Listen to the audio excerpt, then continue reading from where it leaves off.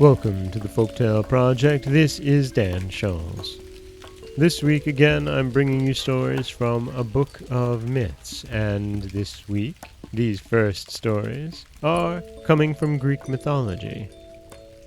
Previously, we heard a love-ish story, I guess in a way, but now we have a proper love story.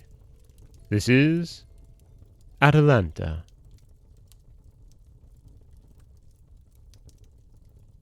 Atalanta, daughter of the king of Arcadia, returned sad at heart to her own land. Only as comrades, as those against whose skill in the chase she was wont to pit her own skill, had she looked upon men. But Meleager, the hero who loved her and her fair honour more than life itself, and whose love had made him haste in all his gallant strength and youthful beauty to the land of the shades, was one to touch her, as never before had she been touched. Her father, proud of her triumph in Calydon, again besought her to marry one of her many noble suitors. "If indeed they love me as thou sayest," said Atalanta to her father, "then must they be ready to face for my sake even the loss of dear life itself. I shall be the prize of him who outruns me in a foot race, but he who tries and fails must pay to death his penalty." Thereafter, for many days, a strange sight was to be seen in Arcadia. For one after another the suitors came to race with the maiden whose face had bewitched them, though truly the race was no more fair to him who ran than would be a race with death. No mortal man was as fleet as Atalanta, who had first raced with the wild things of the mountains and the forest, and who had dared at last to race with the winds and leave even them behind. To her it was all a glorious game. Her conquest was always sure, and if the youths who entered in the conquest cared to risk their lives, why should they blame her? So each day they started, throbbing hope and fierce determination to win her in the heart of him who ran, fading hope and despairing anger as he saw her skimming ahead of him like a gay-hued butterfly that a tired child pursues in vain. And each day, as the race ended, another man paid the price of his defeat. Daily amongst those who looked on stood her cousin Melanion. He would fain have hated Atalanta for her ruthlessness and her joyousness as he saw his friends die for her sake, yet daily her beauty, her purity, and her gallant unconsciousness took a firmer hold upon his heart. To himself he vowed that he would win Atalanta, but not without help from the gods was this possible. Therefore he sought Aphrodite herself and asked for her aid. Melanion was a beautiful youth, and to Aphrodite, who loved beauty, he pled his cause as he told her how Atalanta had become to him more than life, so that he had ceased to pity the youths his friends who had died for love of her. The goddess smiled upon him with gentle sympathy.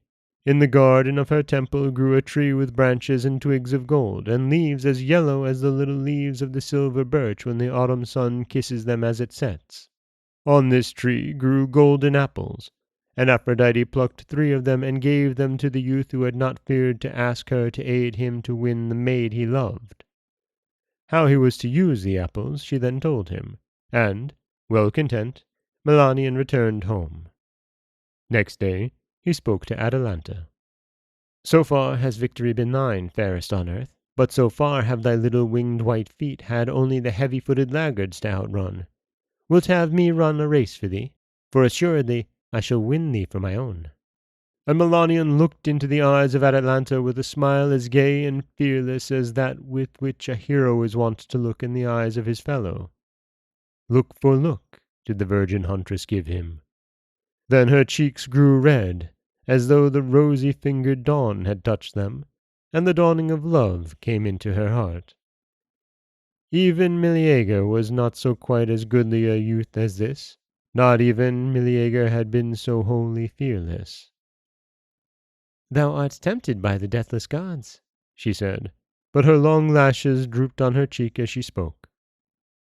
"I pity you, Melanion, for when thou dost race with me, the goal is assuredly the meadows of Asphodel, where sit Pluto and Persephone on their gloomy thrones."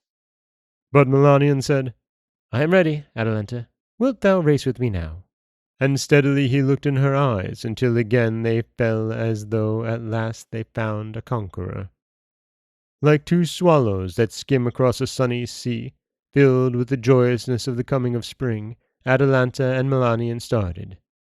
Scarcely did their feet seem to touch the solid earth, and all those who stood by vowed that now, at length, was a race indeed, a race worthy for the gods to behold. But as they ran, almost abreast, so that none could tell which was the gainer, Melanion obeyed the bidding of Aphrodite and let fall one of the golden apples. Never before had Atalanta dreamed of such a thing, an apple of glistening gold. She stopped, poised on one foot as a flying bird poises for a moment on the wing, and picked up the treasure. But Melanion had sped several paces ahead ere she was again abreast of him, and even as she gained on him he dropped the second apple. Again Atalanta was tempted. Again she stopped, and again Melanion shot ahead of her. Her breath came short and fast as once more she gained the ground that she had lost, but yet a third time Melanion threw in her way one of the golden illusions of the gods, and yet again Atalanta stooped to pick up the apple of gold. Then a mighty shout from those who watched rent the air, and Atalanta, half fearful, half ashamed, yet wholly happy, found herself running, vanquished, into the arms of him who was indeed her conqueror. For not only had Melanion won the race, but he had won the heart of the virgin huntress, a heart once as cold and remote as the winter snow on the peak of Mount Olympus. And that is the story of Atalanta, and how she found love. An interesting tale, but a tale of love, nonetheless.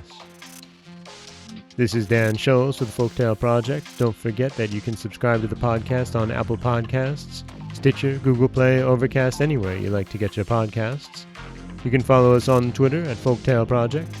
You can find us on Auto Radio, TuneIn Radio, iHeartRadio, Spotify, anywhere you like to listen. And you can always head over to folktaleproject.com, where you'll find a new story waiting for you every Monday, Wednesday, and Friday. As always, thank you so much for listening.